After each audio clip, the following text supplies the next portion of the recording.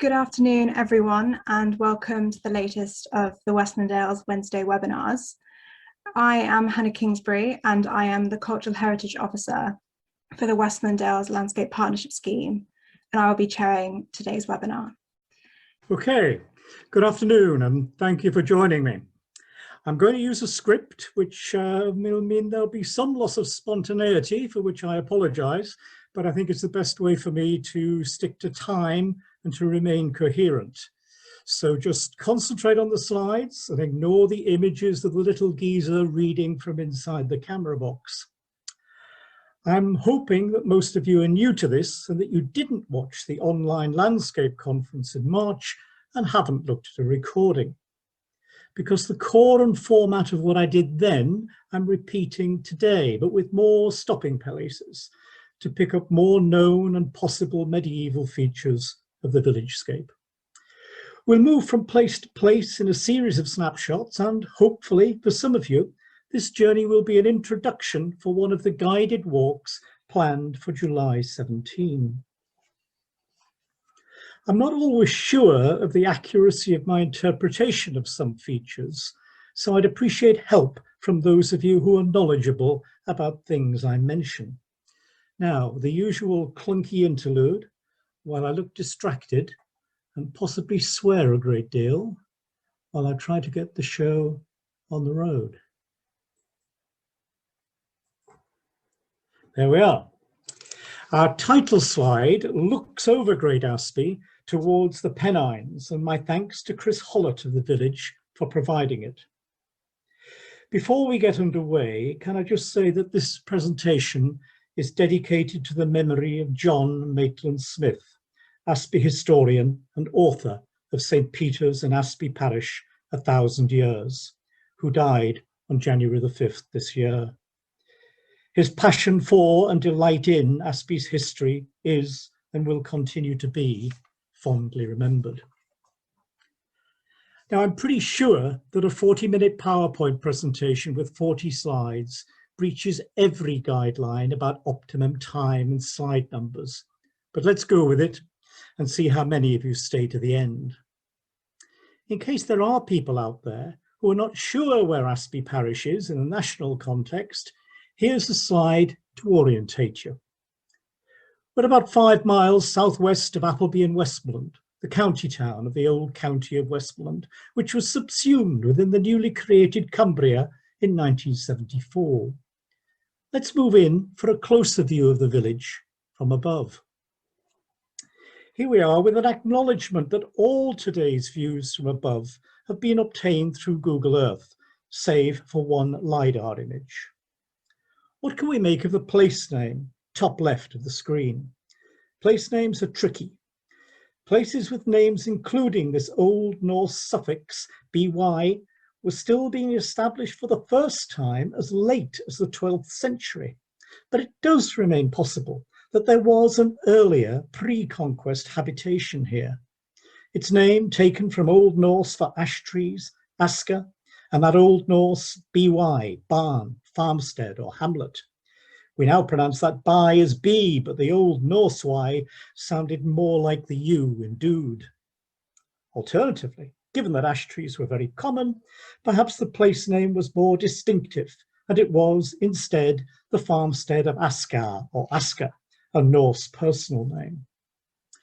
Possibly supporting this kind of speculation, one landscape historian, Brian Roberts, has suggested that what is generally supposed to be the Norman layout of Great Asby might have involved the remodelling of an earlier settlement landscape. Some suggestion too of a pre-conquest church here.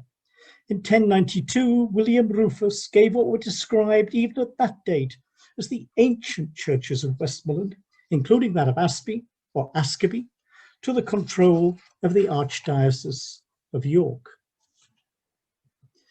Now, something on village layout. 1092 and events associated with it may have been important in village development. As I've already hinted at, there's some agreement that Great Asby is an example of a so-called Norman planned village, a type created in the region following the establishment of Norman control of it in that year of 1092. The two rows of tofts or house plots outlined in white here that face each other across Asby Beck and across remnants of linear village green are one probable piece of evidence of this planned village type. The road to the south also has the characteristic back lane of these planned villages. As you can see, I've indicated the line of that back lane, which ran between the foot of smaller crofts immediately behind the houses and longer crofts beyond. So, what I'm suggesting is that the basic bone structure, so to speak, of the village layout may date from the very late 11th or much more likely the 12th century. In the opinion of the landscape archaeologist and historian David Johnson, the village is within one of the best examples of surviving medieval landscape in what was the county of Westmorland. Not only because of the survival of these medieval croft fields highlighted on this slide behind the housetofts, as well as the long crofts at the foot of the screen that some historians call core arable, but also because of the survival of the shapes of groups of tenanted strips or lands within what were open town fields or common fields in the wider landscape. These shapes have been fossilized by field boundaries of hedges or dry stone walls created during piecemeal enclosures of those town fields, perhaps from as early as the 16th century. By the late 12th century, there were three manors with Asby in their name: Windewath, Coatesford, and more distant Little Asby. But it is possible that there was at first a single manor, divided sometime after 1157. As far as I know, there's evidence of only one manorial hall in the three manors, Asby Hall, top right on the screen. It's in the southeast corner of the village, where the hall is often located in Eden Valley settlements. So this may be the site of the hall of the first single manor. The present Asby Hall is not a medieval structure. It's 17th and 18th century, but plinths at the base of its gables may indicate the shallower depth of an earlier structure. An early document from the mid to late 12th century, translated here, details the lease of Asby Windewath Manor to the Augustinian canons of the Hospital of St. Peter at York, one of the largest medieval hospitals in England. Some sites of Asby farmsteads of the 12th century tenants of St. Peter's, their men, as these tenants are called on line 3 of this translation, have through the years probably remained sites of farmsteads. Rebuilt many times, they are now some of the linear farmsteads you see when walking around Great Asby today. Their current locations, if not their current forms, give a glimpse of the medieval villagescape. Unlike some other religious orders, the Austin canons or Augustinian canons of St. Peter's were not farmers. This land in Asby Windewath would have had lay tenants and would not have been farmed by lay members of the order. Back now to an aerial view. The village is located on land in two of the three manors, Asby Coatesford and Asby Windewath. The red line is the boundary between them. It follows, more or less, the course of Asby Beck. Before we start our short journey, let's look at a list of medieval features we hope to find. They're listed here in the order in which we'll visit them: areas of common fields or town fields, a monastic grange, areas of communal grazing, a possible milking green, village well or spring known as St. Helen's Well, a possible earlier medieval house site, a pinfold, a possible watercress bed, a pretty certain archery practice ground, areas of manorial meadow, site of a mill pond and mill, another well or spring, St. Thomas's, a possible older mill, a church bridge, and finally a peel tower. Around the medieval settlement would have been open, common arable fields, some here, half a mile south of the village. Manorial lands also included meadows, communal grazing on the open fell, designated areas for the cutting of turf for fuel and of bracken for animal bedding, and perhaps of heather for thatching, as well as areas of carefully managed woodland. Here we have some field names, all in Asby Coatsford. There's the red line marking the manor boundary with Windowath to the left of the screen. They survived on a mid-19th century tithe map and point to the location of some sections of common arable fields. Top centre, a block called Coulterlands. These, and below them, others called flats, were part of fields cultivated by manorial tenants. Cultivation is hinted at in their names. Coulter derives from an Old English word, coulter, the cutting blade of a plough. Flat from an Old Norse word, flot, meaning a level piece of ground. This LiDAR image of the same area reveals that what is now pasture was once a very busy area of cultivation. There are our coulterlands and our flats, lots of rig and furrow, evidence of ploughing from various periods of cultivation, some of it likely to be medieval plough pattern. Only a little over half a mile south of those flats, fields and coulterlands, we reach what I've shown as a coloured patchwork in the landscape, lying between Great Asby and the hamlet of Little Asby, there at the bottom right of the screen.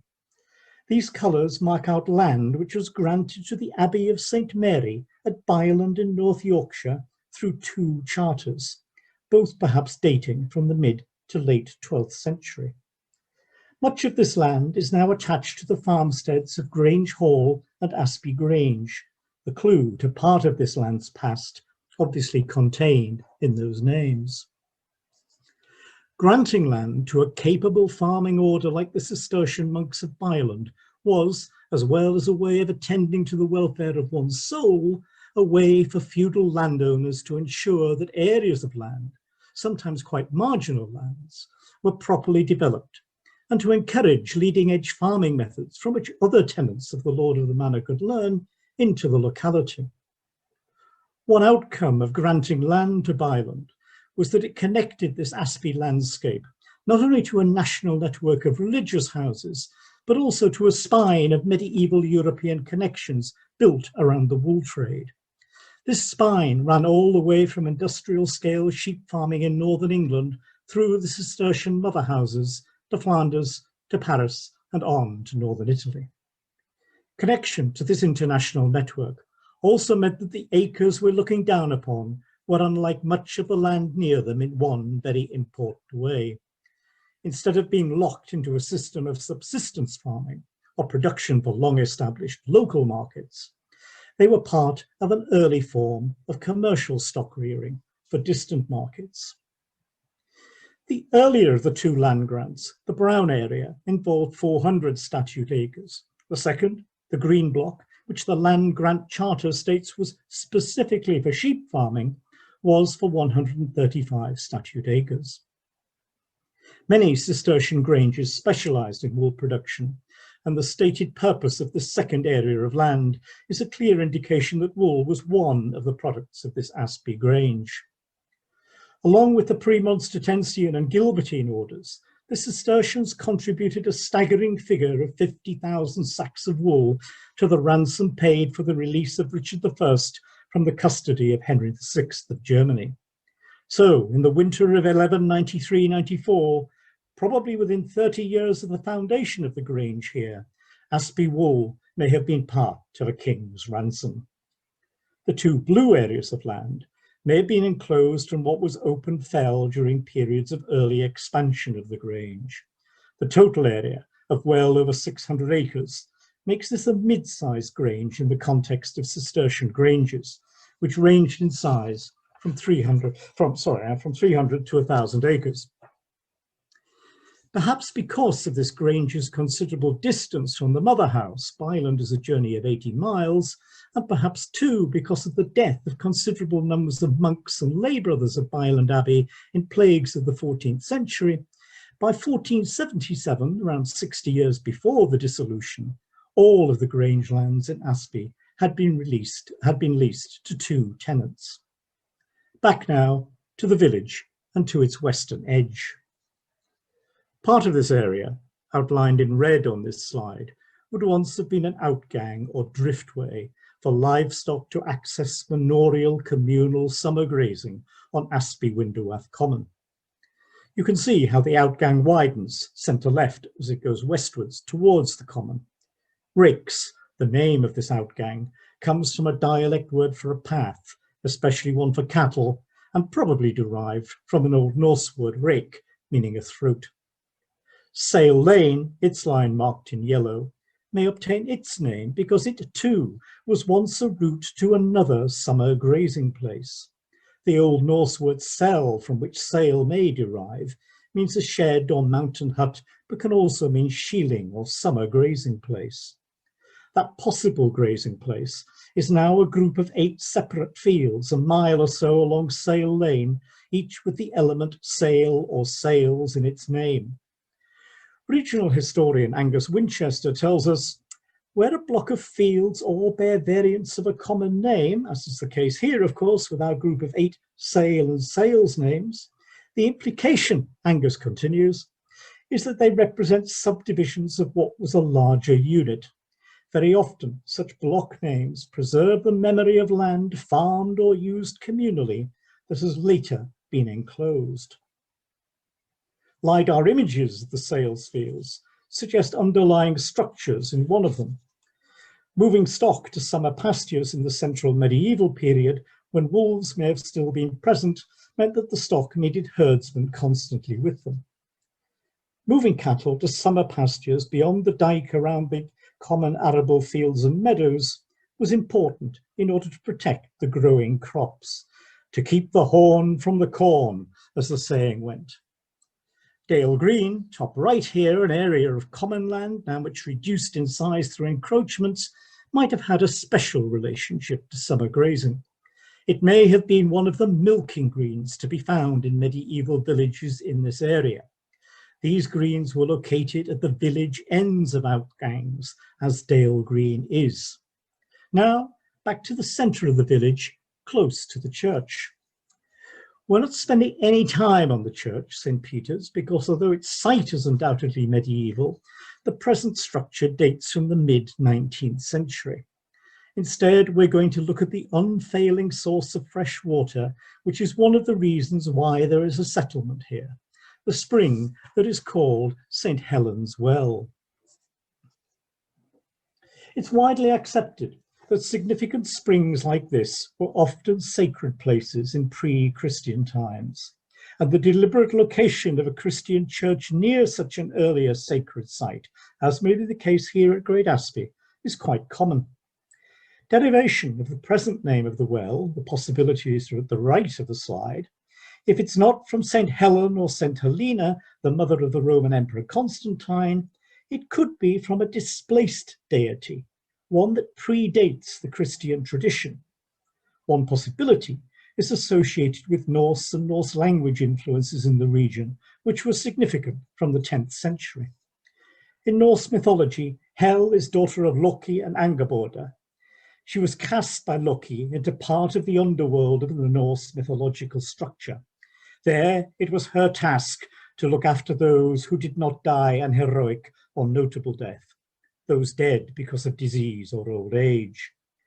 It is not difficult to imagine a source of water coming out of the ground like this, a place which bridges the world of the living and the subterranean domain of the dead or divine, being referred to by Norse or Norse-speaking settlers as the spring or well of Hel. But there may be a more prosaic, a simpler derivation for the name of St. Helen's Well. It may derive from the Old English word ellen, the elder tree. Perhaps, once upon a time, there was simply an elder tree close by.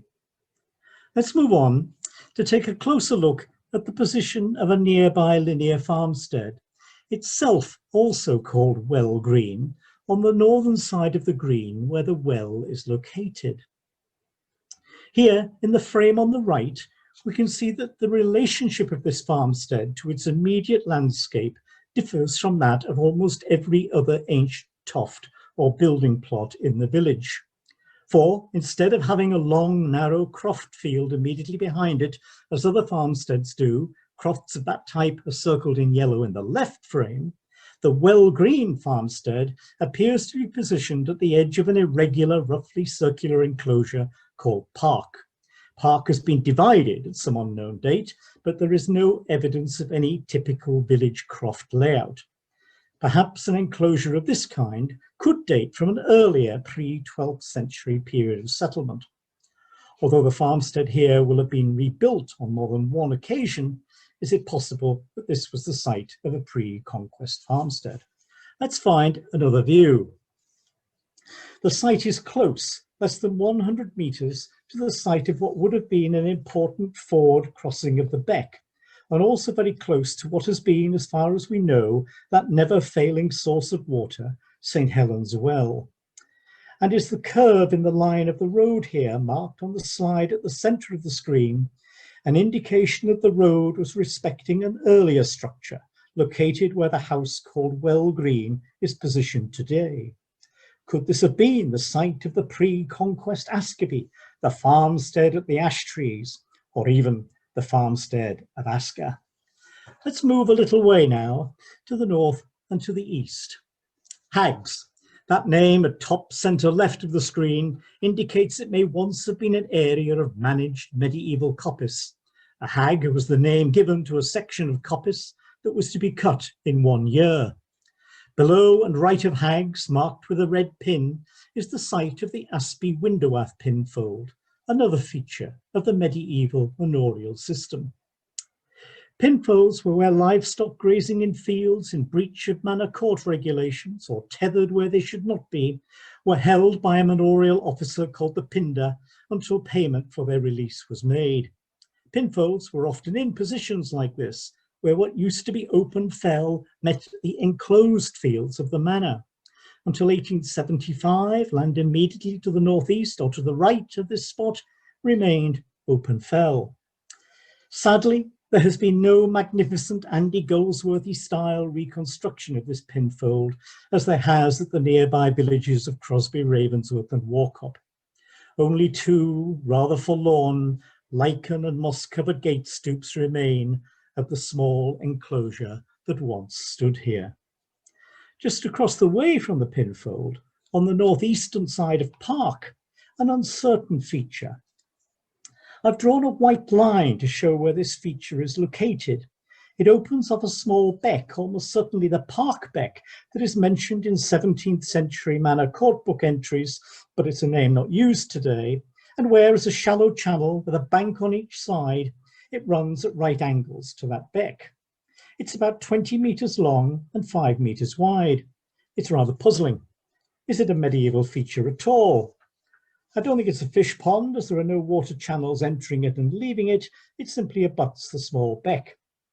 We do know from a 12th century charter that there was a vivary or fish pond somewhere in Asby, but this is probably not it. Could it have been something very different? Perhaps a watercress bed? We'll go down to ground level to get a better view from the position of the red arrow. Here, we're looking more or less westwards into the channel. From this position, it's easier to see the bank on each side of it. Watercress was an important addition to diets in medieval times. I don't know to what extent people living in a medieval community would have been aware of the health risk of liver damage caused by fluke infestation as a result of eating fluke larvae on watercress that may well have been growing close to sheep droppings, but creating a growing area within banks which may have been topped by some kind of stock-proof fence or hedge may have offered some protection against encountering this larval stage of the complicated life cycle of the liver fluke. Perhaps significantly, watercress is still found in this small beck, and it is known by some villagers as the watercress stream.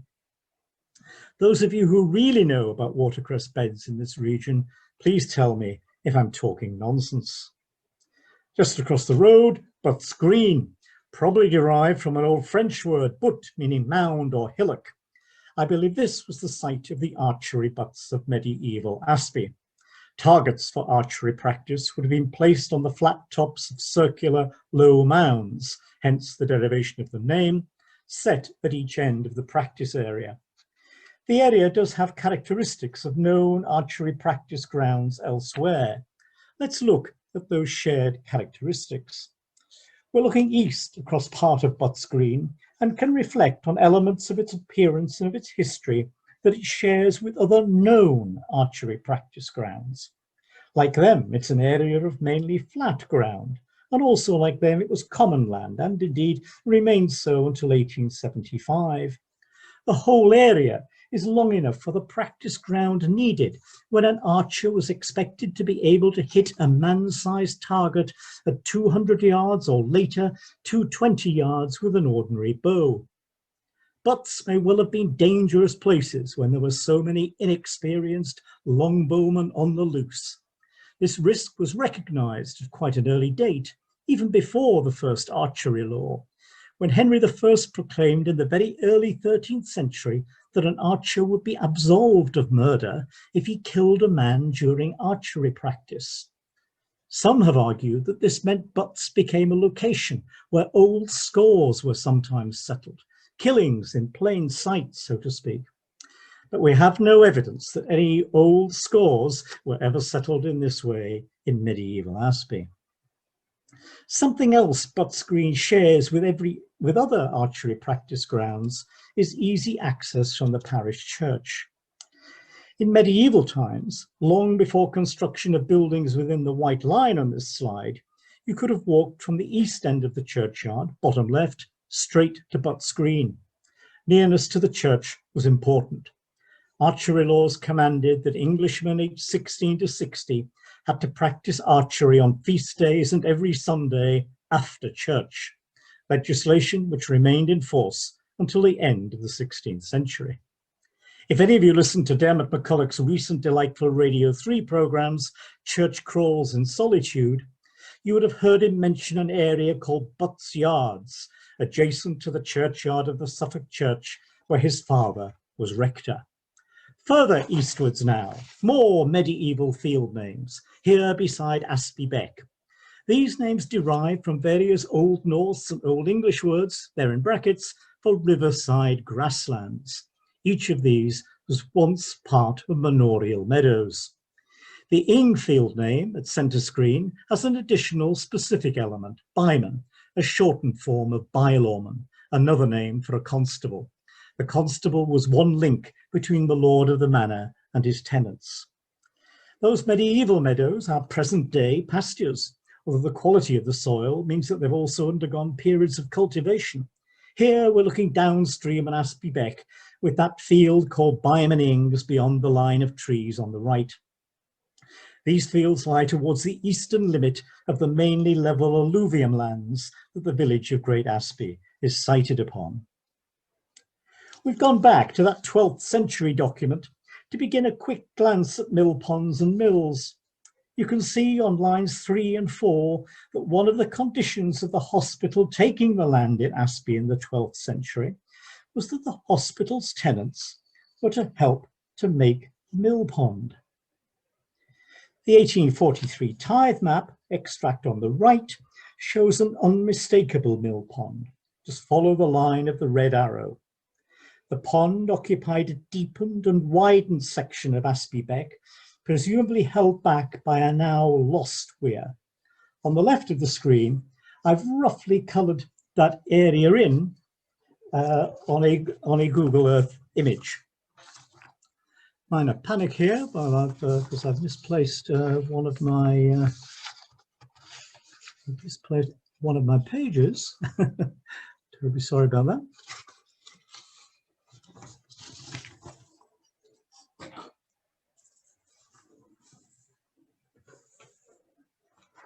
Right, back on track.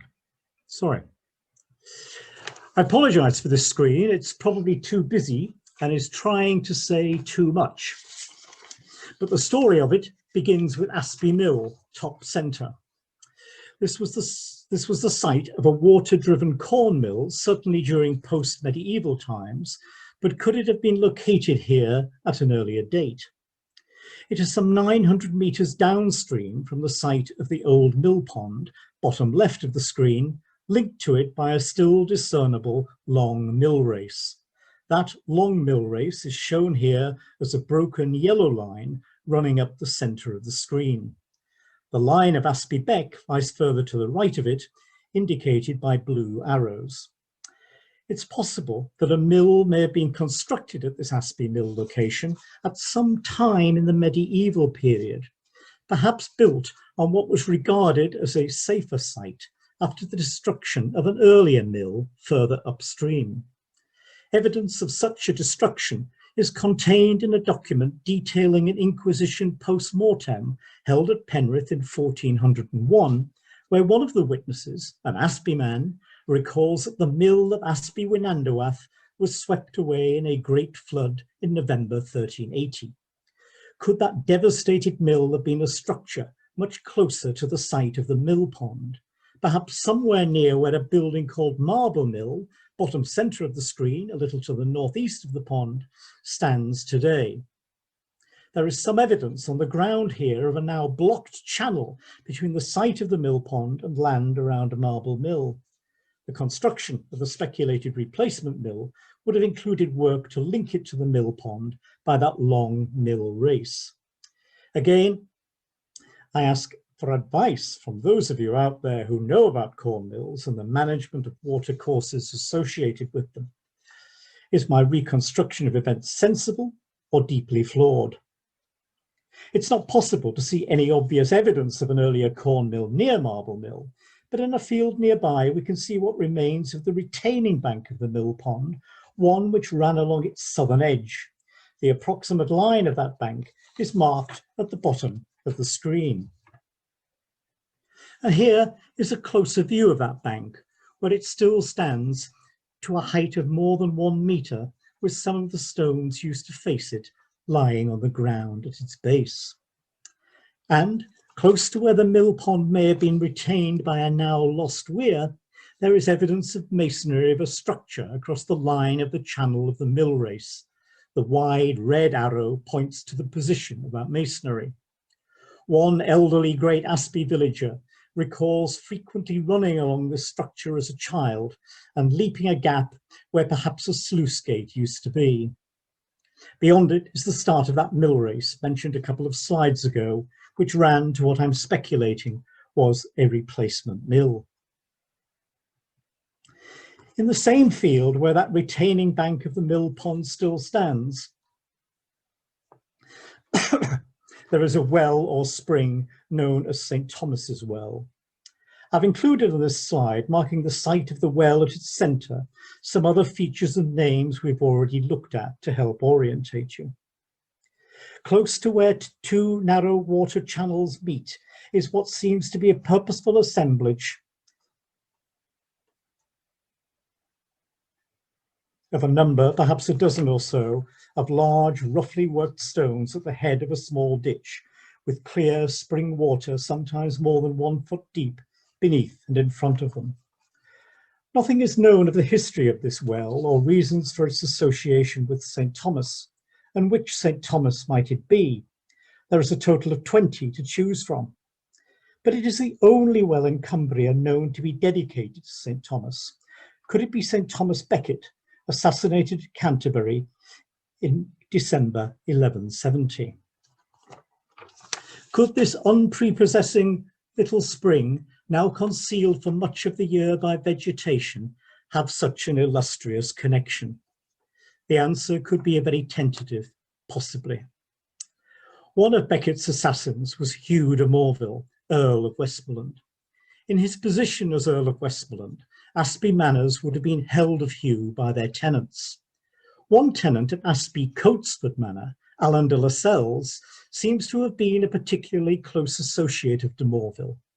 The site of St. Thomas's Well is in Asby Coatesford Manor.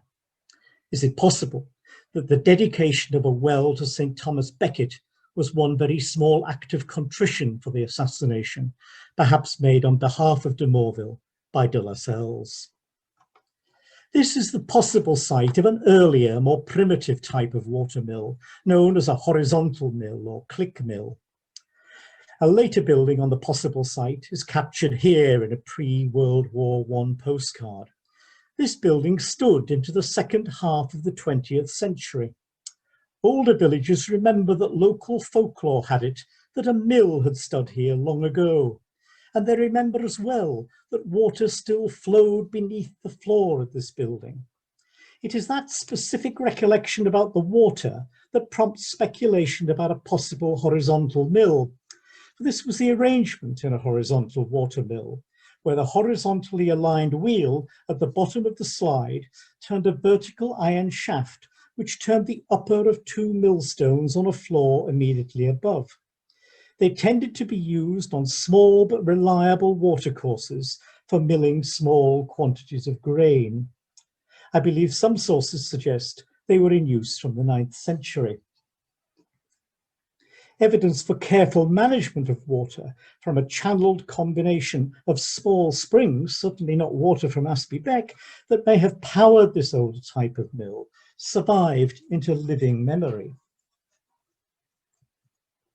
Whilst much of this evidence has now been covered over, there remains evidence of what appears to be, much repaired over the years, part of the tail race from this mill. It passes close to St. Thomas's Well on its way to Asby Beck. The successful redirection of small courses of water to power the mill meant that it was still necessary to carry that water safely away from the site of the mill, probably many centuries after it ceased to function. Let's spend a few moments now looking at a little mystery from medieval Asby. Up until 1822, when it was destroyed by a great flood in February of that year, the bridge crossing of Asby Beck was probably a little further to the east of the present bridge. I've marked its likely location as a narrow red rectangle here, south of the church. According to John Hill, mid-19th century antiquarian and lord of the manor of Asby Winderwath, and alive in 1822, the old bridge, which he calls the Church Bridge, gave direct access to the churchyard. This would almost certainly be the same site for the bridge, if not the same structure, that is mentioned in the will of Thomas de Annandale, rector of Asby, who died in 1374. Annandale left one mark to be spent on the maintenance of the bridge, which he calls, you can see the name on the screen beside my guesstimated line of the old bridge, Ponte Patrici de Asby, the Bridge of Patrick. Why is the church bridge called Patrick's Bridge and not Peter's Bridge, the patronal saint of the present church? Hold that question from the 14th century while we look at a sequence of events in the 12th century. Shortly after Scotland gained control of the northern counties of England, we have evidence that Hugh de Morville, father of the Hugh that we met a few moments ago at the well, granted Ecclesiam de Asby, the Church of Asby, or Asby, no patronal name is given, to Dryburgh Abbey, which he had recently founded on the banks of the River Tweed. But by 1157, Henry had regained control of the northern counties, and Asby becomes part of England once more. Only a few more years, and then the manor of Asby Winderwath, as we saw in that document we looked at before we looked at the mill pond, was leased to the Hospital of St. Peter at York. This produces a question.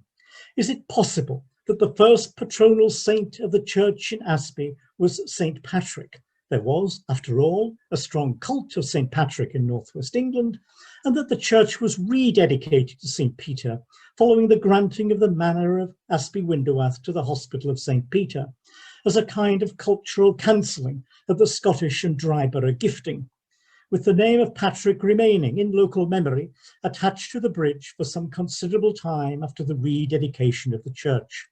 The earliest reference to the church as St. Peter's is in 1299.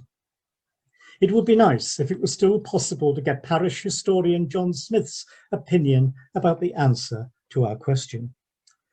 But as with the name of St. Helen's Well, it's possible there is a more prosaic explanation.